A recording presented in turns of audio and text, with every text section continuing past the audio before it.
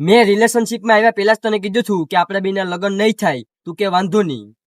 ને હવે મારા લગ્નની તારીખ નજીક આવી ગઈ ને તું મને એમ કહેશ કે એ લગ્ન કેન્સલ કરી નાખીને મારે લગ્ન કરી લે. પ્રેમ તો મને તારે રહેશે, હું નાટક નથી કરતો. અને અમારે હગાઈ થઈ ગઈ છે એ તો તને ખબર છે. હું કીધું કોમલ આપણે ભાગીને લગ્ન કરી લઈએ. અરે મને પેટમાં દુખે. હું મજાક નથી કરતો. હવે ગામ ગધેડા થાય ભાગીને લગ્ન હું કરું તો. એટલે તું હવે મને બ્લેકમેલ કરી કે તું મારે લગ્ન નહીં કરતી, હું તારા લગ્નમાં આવીને સીન ક્રિએટ કરીશ. અચ્છા સિલા દિયા તુને મેરે પ્યાર કા. આ મોનોકોટો જા.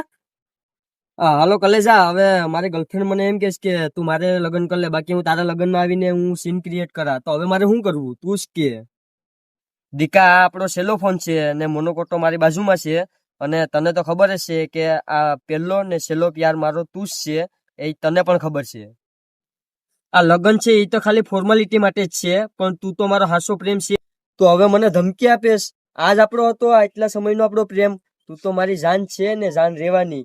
તું હાસવીને રહેજે ને તું તારું ધ્યાન રાખજે.